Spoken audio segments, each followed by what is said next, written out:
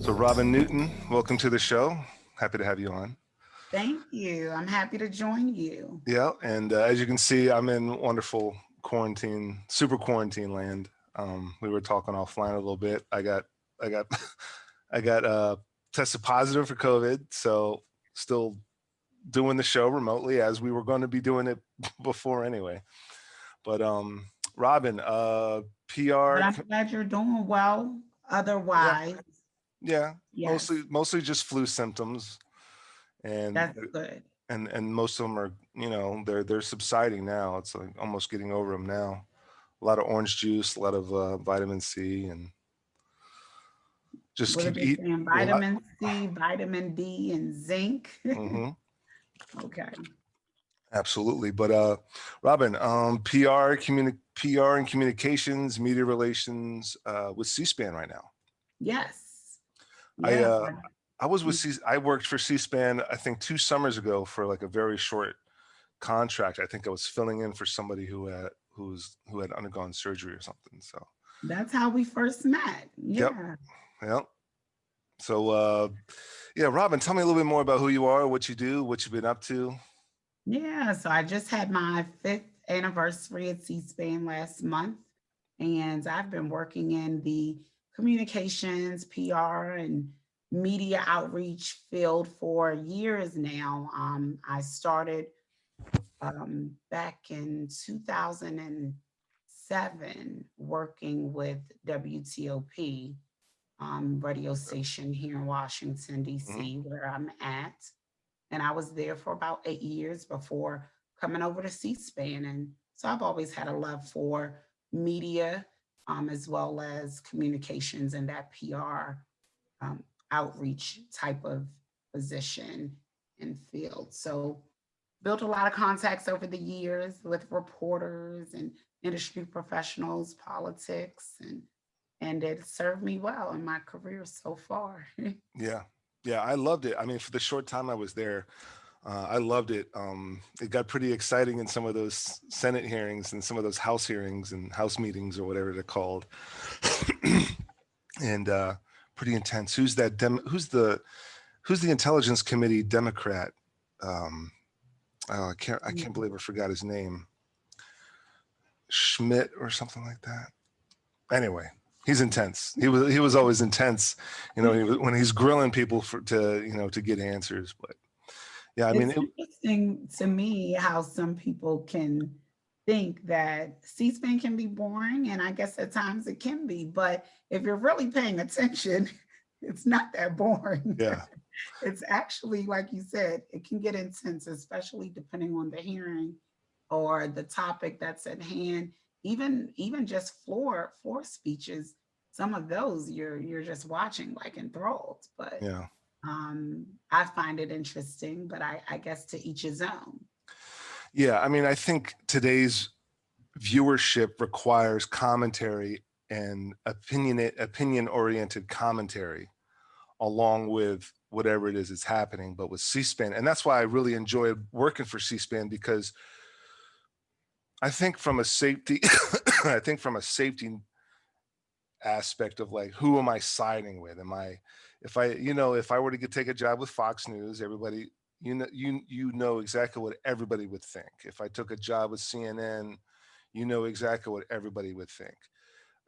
That I lean this way or lean that way. But with C-SPAN, I had, there's a family member of a friend who's unfortunately a Trump supporter, and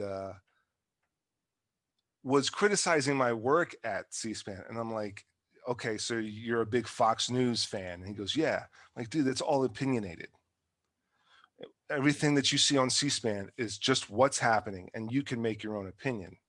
Don't Mhm. let other people give you You don't have Yeah. to always let other people tell you what your opinion is. Mhm. And that's what Fox does with one and this is my opinion of what, Fox will lean one side and CNN will lead another. Um, I'm definitely more of a Democratic. Uh, I'm a registered Democrat, but very like independent and very careful about what I would publicly um, affiliate myself with, as far as only because right now I'm in the National Guard, so it's kind of Mhm. I'm very cautious about what I'm going to say, Yes. but being a registered Democrat, obviously, I'm going to side with CNN more. But like you said, C-SPAN, it has its moments. There's been plenty of times I was in that House or in that Senate, filming some That's stuff, and the beauty of C-SPAN. yeah, Like you said, is that you are getting both sides of it, and it is not giving you an opinion one way or the other, or giving you the commentary. Any commentary that you receive from C-SPAN is from guests and or viewers who are calling in, mm-hmm, which is the beauty of it as well, because you're getting an opportunity to see how people think outside of your particular bubble.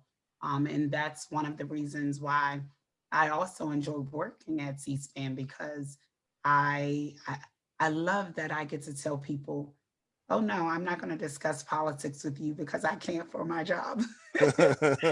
And I pull that card often, and I don't hesitate to do that, because I don't want to share my political opinions, because my political opinions are private, they're mine. And I yeah, think that if more people kept their political opinions to themselves, we would all be in a much better situation.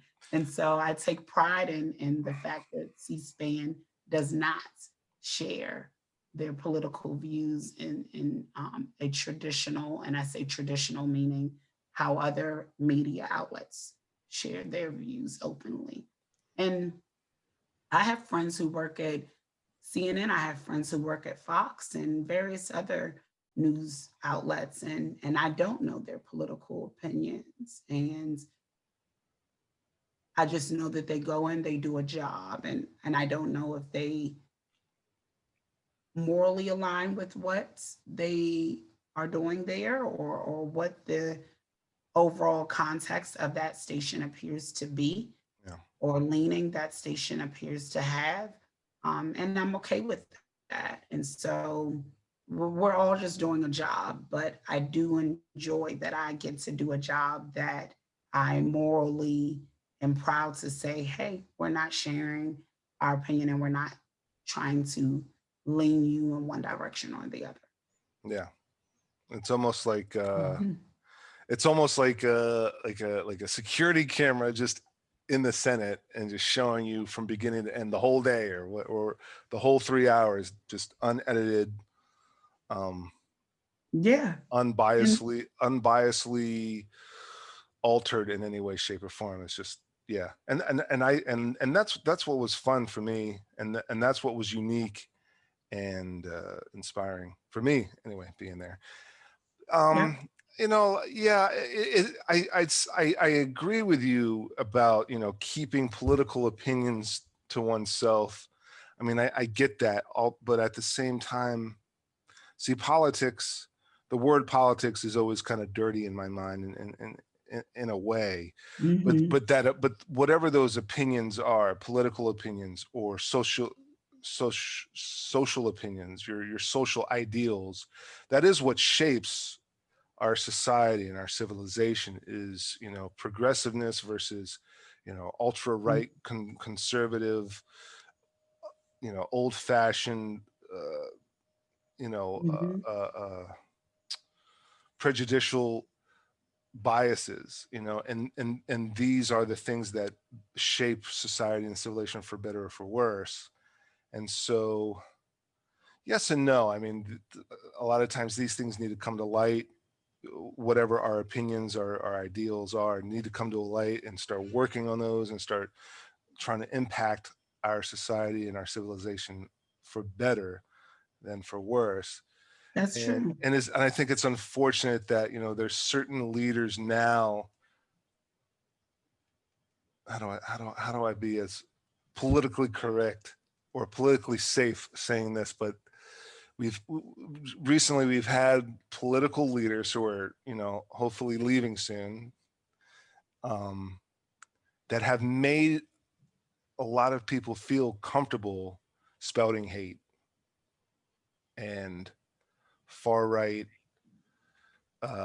prejudiced, biased, old fashioned, you know, outdated ideals, you know, and it's time for, and so this is my opinion, it's time for, you know, it's a new dawn, it's a new day, you know, the problem with conservatives that try to shoot down progressives, it's the progressives that are making technology, it's progressives that are finding the cures for this, that, and the other thing. It's the progressives that are bettering society on all sorts of other platforms, and yet we're trying to say, oh no, the progressive movement is, you know, not a good one. And it's like, well, okay, if you're going to be a regressive, then you got to throw your smartphones and your laptops and your computers out the window. You can only use like pen and paper and a rotary phone, and, you know, one phone per household, right? With a rotary phone. If you're not going to be a progressive, then you can't have any modern technology. And it's like, these people have their heads so far up their butt.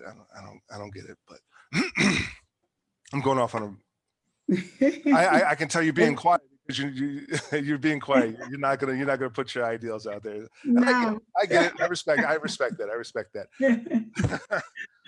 Not one bit. It's okay though. I love that you can share, and when I say that people should keep their opinions to themselves regarding politics, and that's more so for people of the media, not necessarily for everyday people, I should have said. It is, I think that that's part of why we do have such strong political hatred in some ways toward the opposite side. I do think that there needs to be more understanding and acceptance of what opposing views are. That's how you get things done. Yeah. Maybe, I mean, there are some views and some opinions that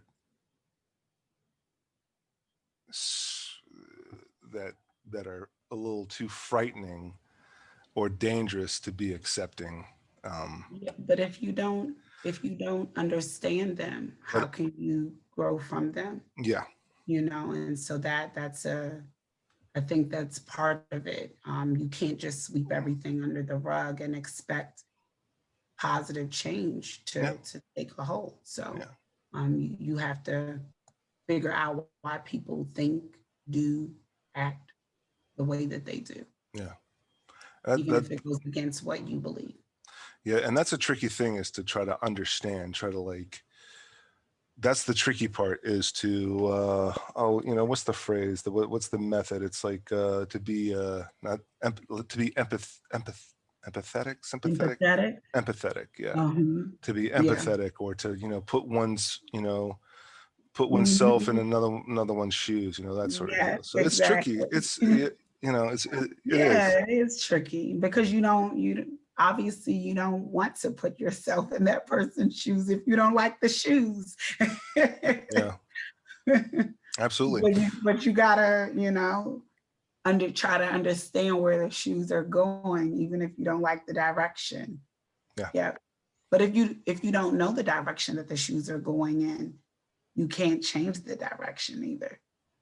True. Absolutely. No, you're right. Absolutely. Well, okay. I'm not going to try to, like, you know, pull any more ideals or opinions out of you. But Thank you, Glenn. Well, how have you been impacted by the current, you know, how have you been impacted by the last 10 months, personally, professionally, current state of affairs? Wow. The last 10 months have been interesting to say the least. I've been working from home remotely since March, and it's I've enjoyed certain aspects of it, being able to spend more time at home and have the flexibility to, take a walk in my neighborhood at lunchtime, or run to the bank, or get dinner started early. Those have all been positive things, but I do miss my family, my friends, my coworkers. I enjoy my job and I love working with the people that I work with, and that social interaction piece of it is what I miss the most about the last 10 months. But I've gotten used to it. I don't know if that's a good thing or a bad thing, but I have become adjusted. Yeah. I, it has, it's been hard to see so many people have so many losses, and people mentally hurt, and and you can't go and comfort them and spend time with them the way that you normally would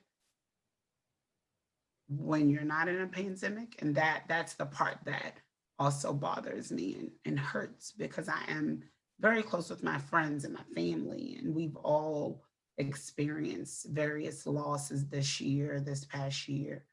um, and you can't, it's something about physical touch that helps people heal in a different way than just telling them, or calling them on the phone, or even sending a care package. It's all sweet, it's all very nice, but some people just need a hug. Yeah, that's true. Hmm. I think that's what a lot of these folks, these Proud Boys, I think need a hug. A or, lot or of people need hugs. but yeah, a lot of people need hugs. Yeah. Yeah.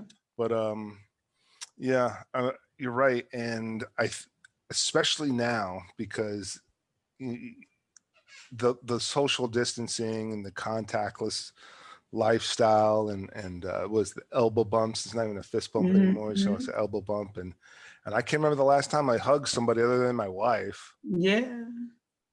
and my kid. But of course, I hugged them, but Definitely. everybody else, it's like, yeah, I mean, it's going to be another year and a half before we can hug somebody. But hugging, like we took a lot of that for granted. We did, and that's the thing. It's like, wow, you didn't realize how much you enjoyed that hug, or that lunch date with a coworker, or a happy hour with friends, or just visiting family, or taking a vacation. Those are things we just took for granted, or simply just going in a grocery store without being masked, and Yeah, and trying to follow the lines as you went around the grocery store shopping. All those things are things we definitely took for granted. So yeah, hopefully this allows us to get back at kind of the basis of life, right? yeah, yeah. Hmm. Well, in the meantime, what have you been watching anything? Have you been binge watching, binge Oh reading, man. binge studying? So I have really gotten into audiobooks in the last year. Um, Downloaded Audible, and I have listened to, oh man, Little Fires Everywhere. That was really good. Um, Sweet Magnolia series. I'm currently listening to the cast, or cast, I should say. Um, of, I don't know if you're familiar with that book, but it's really been interesting. It's all about uh, how America has an untold caste system, or unexplained caste system, Mm-hmm. and the kind of the caste system originated in India, Mm-hmm. but the author compares how that caste system is actually here too, but not necessarily one that is openly acknowledged the way that it is in India. Right. I also enjoy Jane Austen books, so I've taken it back to some of the classics and listened to those on audio as well. Since I've been working from home, I've had the luxury of being able to have something playing in the background, and as opposed to television or music, that's been my thing, listening to audiobooks over the past 10 months. Yeah. You know, I tried to read 2 different books in the past 10 months and it did not bode well. Just, I don't know. I've binge watched quite a bit of stuff. My big thing is YouTube and a lot of Mhm. different channels that I subscribe on YouTube for, ideas, for inspiration, for tips, Yep. kind of like semi following trends, uh, but I'm also like, I'm also a super geek when it comes to like pro wrestling and comic book stuff. Oh, really? That's cool. So there's always a bunch of channels about, like pro wrestling bios or all the backstage stories behind, some pro wrestling stuff or a lot of comic book superhero type of stuff. So like that's always been like some of the My side brother stuff. is really into wrestling, and so I grew up on that. Yeah. And he still is, and now my nephew is really into it. Which brand? WWE, I believe. Okay. Yeah. Yeah. So there's a new competitor show out called AEW. Okay. It's like kind of, a rival with WWE, and it's awesome. And and Very that's and so cool. yeah, that's what I've been watching. But yeah, Cool. yeah, it's always been quite a bit of YouTube, a lot of short form stuff. Mhm. And then maybe a number of podcasts, maybe on Okay. Spotify or YouTube, much more longer form stuff. I grew up with Howard Stern, and when Stern went to Sirius, I listened to Stern on Sirius, and Mhm. got like a full, 3-4 hour episode. And now, we look at them as like, episodes. And now you got podcasters that are doing the Stern formula, but it'll be anywhere between an hour and a Mhm. 3-hour episode with one guest or what have you, and things of that nature. So, kind of looking at like the new media, just trying to stay somewhat familiar with where new media is going ever Yep. since YouTube popped up, and seeing what Netflix has done with serials and with films, and what new Mhm. media is, and just kind of that's always been kind of Yeah. my shtick is, following I those kind of definitely do a lot of Netflix watching as well. Not necessarily, I can't think of any shows that I've binged well, Ozark, I did binge watch Ozark because I hadn't seen that, and several people had recommended I watch that. But more so catching up on shows, like I just, watched The Crown. I think I've got 1 episode left of that. Um, that's been really good. yeah. Okay, so definitely some Netflix watching. I don't watch much on YouTube. When I go to YouTube, it's usually specifically for something, but I do know a lot of people who enjoy watching various series on YouTube. And I always say I'm going to, but I haven't. The only series that I somewhat got into on YouTube was years ago. Issa Rae, when she first came out, the writer creator of the show Insecure on HBO. Hmm. She had a show on YouTube that was very popular, which is how she actually got her HBO show because that show was so popular, Awkward Black Girl. And that was Awkward, yeah, awkward black girl, yeah, yeah, yeah, Mhm. turned into Insecure. Yep. Exactly. Hmm. So I did watch that, but haven't necessarily watched anything quite similar, where I'm tuning in weekly on YouTube in a while. Yeah, and you've got a couple of few success stories like this guy King Batch Bach. It's spelled Bach, King Mhm. Bach, but I think as a joke, he pronounces it King Batch. And he ended up being in a bunch of TV shows and movies now. But Oh, wow. he started off as like a YouTube comedy sensation, funny guy. That's cool. Yeah, And there's a lot of people have found success just in the past year on Instagram too, which mhm. has kind of become the new medium to share videos that have gone viral. And um, Tabitha Brown in particular, Mhm. she is vegan and started sharing her vegan videos, cooking vegan for she and her family. And those took off. And now I've seen her everywhere. Yeah, yeah. I mean, social media, it's a whole new world. And again, progressives taking advantage of this progressive technology and making a business, making something out of nothing. That's the American dream, I think. But what's next on the agenda? What's the next set of goals, next set of plans? What's next on the agenda for Robin Newton? Yeah, so um my mom passed. I was telling you, we were talking before Yeah. the show. She passed last month. And she was very big into helping youth, in particular underprivileged youth, get into college, stay into college. And that is something that I think I want to continue. And so I want to start a foundation in her name where I help support students apply for college, look into colleges, get in, stay in. What we found over the years, just by me helping her, is that a lot of kids get in particular in rural Virginia where she lives. She lives in a very small area called the Northern Neck of Virginia. Very rural, beautiful area, lots of rich history. George Washington's birthplace is there, Robert E. Lee's home is there, just tons of rich history.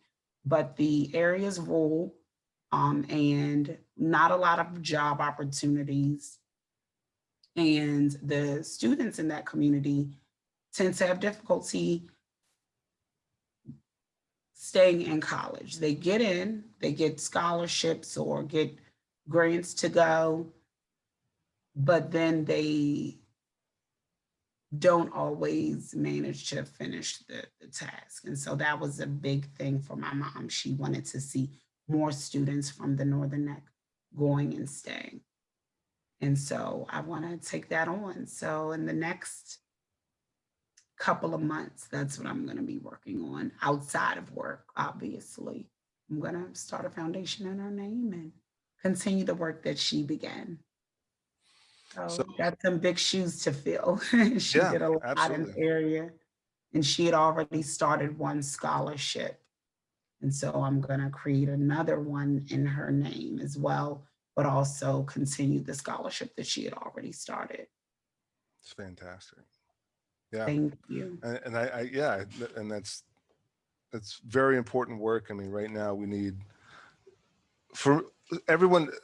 I get asked a lot, like, where are some of my stances, in life? Like, everyone has their thing. And for me, it's always kids first, vets second. And I've had Mhm. someone who say, like, well, what about African American girls? I'm like, hey, kids.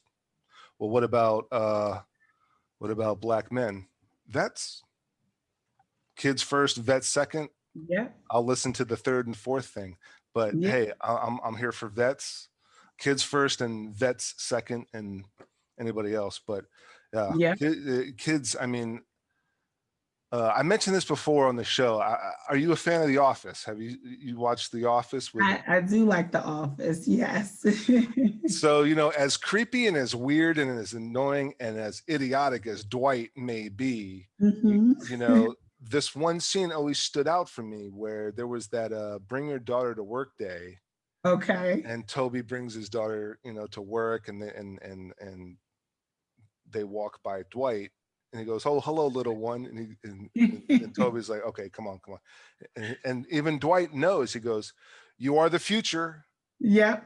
And it's that simple. And It is. it's a simple little note like that you have Yeah. to understand. You know, like kids first, children first, the youth first, and then of course, in my mind, in my perspective, vets second. But Ironically, one of the last projects that my mom worked on combined those two. She had some of the students that she had been working with write letters to veterans. And she was so proud of that project. She found veterans in the area, and they reached out to them, and she got a lot of positive feedback from that. So that's ironic that you're mentioning those two.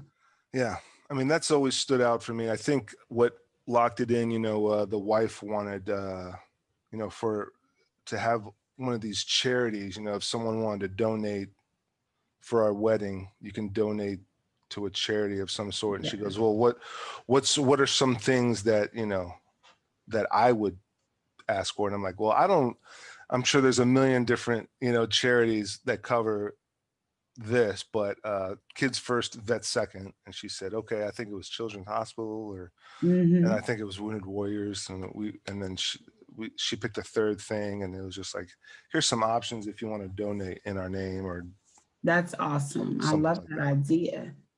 Wow, But that's yeah, a cool wedding idea. I mean, it was just a side thing. I mean, of course, you know, um, we were happy to get the gifts that we had on our registry as well, because Yeah. our kid definitely needed it. So, but yeah, no, that's fantastic. That charity, Thank you. the scholarships and I'm looking forward to it. It's a lot of work that needs to be done in that community, and it's amazing people, and like I said, a beautiful area, rich with history. yeah, And but the students need a little help in that area. So I'm going to embark on that, and I'm looking forward to it. I think my mom, she'd be proud, and this is something that I want to do for her as well. yeah, But thank you. yeah. I guess also on the agenda is what, cleaning up the Capitol in February, cleaning it up, the House and the Senate cleaning it up after you guys maybe. It's Well, you guys are still going to be working remotely, right? Yeah, from a professional standpoint, lots of big projects coming up. Of course, inauguration is next Yeah. week. Of course, Congress just came back, so that was a big thing for C-SPAN as always, and for me. I have various different projects coming up as well that are non-congressionally related, like uh, taking it back to the youth. Student Cam C-SPAN has a competition every year. It's a video competition for middle and high school students where they tackle a topic, usually centered around politics. What do you want uh, the new Congress to address or the new president to address? And we get amazing submissions every year. And then we select 150 winners, and they receive cash prizes. The grand prize is $5,000. And they um, are presented with various different congratulatory videos. And in a normal circumstance, when it's not COVID, C-SPAN would actually take the C-SPAN bus to many of those winning students' schools and do a big assembly where they award them with a huge check and different things. But obviously, we won't be able to do that due to COVID. However, we will still be celebrating them, and we are still doing the competition. And so I'll be working on that because we always reach out to the media in those respective areas where winners are from. And that obviously is under my wheelhouse. So that's a huge project that we work on every year. The winners will be announced in March. So yeah, I'm gearing up for that.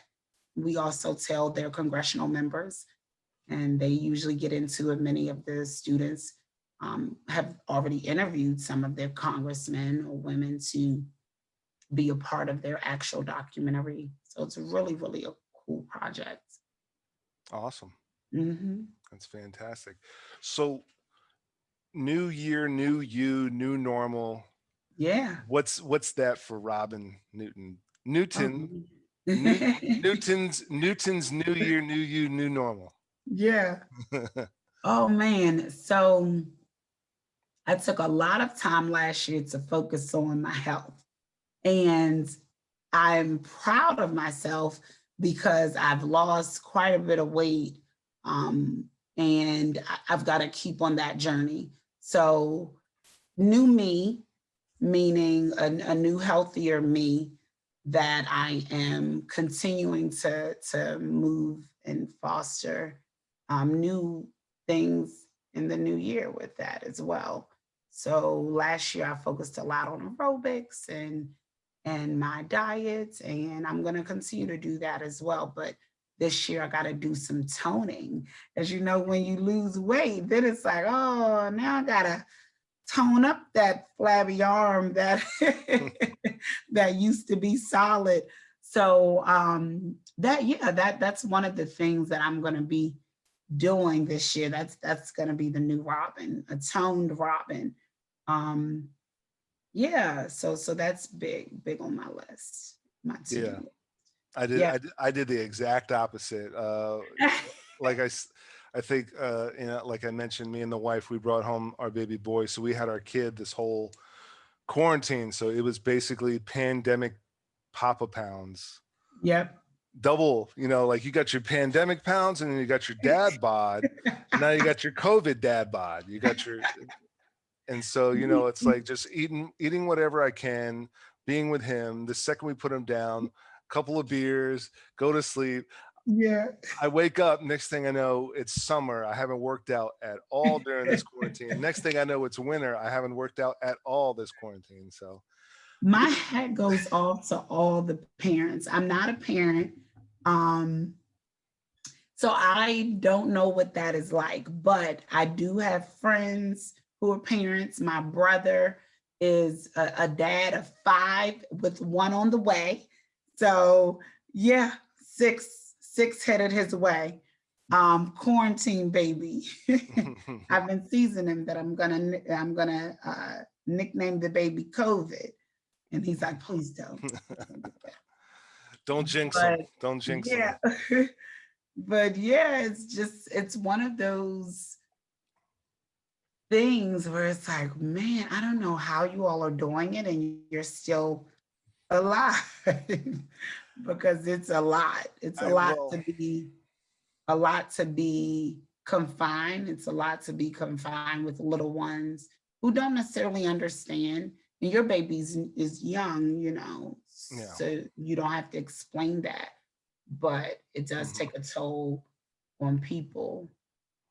Yeah, we brought him home right as the quarantine happened. I mean, for us, I think because that's all that we knew, if someone had their third kid or their second kid or their third kid within this thing, then they're going to be like, what the hell? Yeah. This is overwhelming. It wasn't like last time, whereas for us, this is all we've ever known. So when we have our second kid and our third kid, we're going to be like, oh man, this ain't shit compared to 2020. 2020 was the worst. Yeah. Or maybe 2021 will be the worst. Who knows? But Wow. yeah, I mean, it's like for us, I think I think the pro is that it happened to us from beginning to end. Hmm. We were just so lucky enough that when we were in the hospital, people were able to visit. It wasn't quarantine then. He was Okay. he was born February 29th, so it was a late baby. Uh, Brought him home, I think March 5th or 6th, and then it was March 12th when everything shut down. They said, shelter in place, don't go anywhere. So we might have had I mean, we probably didn't have anybody over that first week because she's exhausted. She's recovering. I'm 100% hands-on. I think maybe somebody came over once, but I was completely hands-on. she was recovering. She couldn't do stairs, so she was upstairs in the bed, and I would bring him upstairs, and you know, we'd spend time with her. But by the time she was fully recovered and sutures removed, full blown quarantine, we were just 100% hands on the whole time, and a lot of the stuff that the guard, a lot of stuff that I had to do with the guard, you know, over the summer, end of summer, fall, and then now has been an extreme hindrance. Mhm. Really tough on our family care, child care kind of schedule, because we just never had anybody else. But she's surprisingly resilient.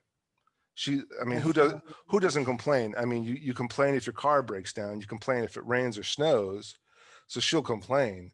But we're nowhere even close to like, we're not even anywhere near close to any sort of breakdown or any sort of like uh snap.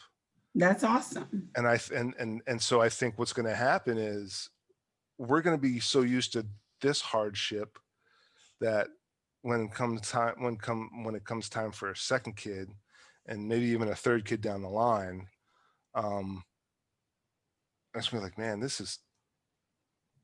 we're way this is easier than the first time around. That's what I'm hoping. I hope Yeah, so. That's awesome, though, that yeah, you all have had this opportunity. Think about like how many parents don't get to spend this much time with their newborn. yeah, And that's a beauty in this whole thing, even though there's been a lot of horrible things, obviously, that have come out of it. Been a lot of beautiful things that people have had an opportunity to experience as well. absolutely. Even as a couple, getting to spend that much time together. Yeah, yeah. Well, if there was one last bit of advice, one last point you'd want to make, what would that be? Oh, yeah. I guess just piggyback off of what we were just saying, even though we're still knee deep in this pandemic and likely going to be in it still for some time, even with the vaccine out, enjoy the little things, enjoy those things that we wouldn't normally get to do and experience during a non pandemic. You know, it's one of the beauties of being able to, in my example, work out. I struggled with that before the pandemic, not being able to figure out how I would fit it into my schedule and having the energy to do it after work or the commitment to get up and do it before work. So this pandemic has allowed me to do that. DIY projects around my home. Oh yeah, That's been huge. And I've done several of them so far. And I'm like, wow, this is actually really fun. Like I enjoy it. All these things that I wanted to do. I wanted to put a backsplash in my house. I wanted to do some garden beds in my backyard and things that, I never would have done if we weren't stuck in the middle of this. I also set up a family Zoom. So we meet every other Saturday. hmm, And that's that's been awesome. It's extended family. It's not just my brother and my mom and my grandmother and my dad. It's, you know, third and fourth cousins who are hopping on this Zoom every other Saturday. When else would I get to talk to these relatives this frequently? yeah. So I'm enjoying that and I'm not gonna take that lightly. So yeah, that's my bit of advice. Just enjoy those things that we don't normally get to do when we're not stuck at home. Yeah, absolutely. Yeah, Yeah, yeah. Well, Robin, I can't thank you enough for coming on and it's been a pleasure. Thank you. sharing a little bit of your life and your positive attitude and your positive experiences with all this. And it just I'm continually inspired by you and everybody else. That Thank you. every single person I've had on the show is always Yeah, you've had pushing. some great interviews. It's been some really good stuff. So congratulations to you on the podcast and being able to shed a little light on what people are experiencing. And I hope that others get an opportunity to watch it and take heed of what other people are doing as well, and Yeah. maybe incorporate that into their work. Yeah. And for me, like filmmaker, actor, film and video producer, what else was there to do? It's and if this thing turns into something even bigger, grander, down the line, fantastic. But just starting off, it was like, hey, clearly everything is getting stopped and shut down. Let's do something, and I was blessed to just have a lot of people with that same kind of mindset. Yeah, I'd love to come on. And they were even honest with me. I got nothing else going on. I'll shoot the shit with you for an hour or two. Absolutely. Talk about old stuff, talk about stuff that I want to do, blah, blah, blah. And it's like, yeah, absolutely. That's just doing something, Exactly. Yeah, absolutely. Sharing ideas and having conversations. That's pretty much the end goal, really. And yeah. But but even as simple as that is, it's still some semblance of creativity and productivity when when pretty much everything else is just shut down. Yeah. So, well, Robin, cool. any plugs, links, socials you want to put out there? Oh yeah, sure. So I'm on Instagram at Clutch Queen. I am on Twitter at C-SPAN Robin. Feel free to follow, reach out. I'll follow you back. Awesome. Well, Robin, again, I can't thank you enough for coming on. The Newton's New Year, New You, yes, New Normal, Robin Newton. New. It's been a pleasure, Glenn. Thank you. Yeah, thank you so much. Good luck. Thank you. Awesome.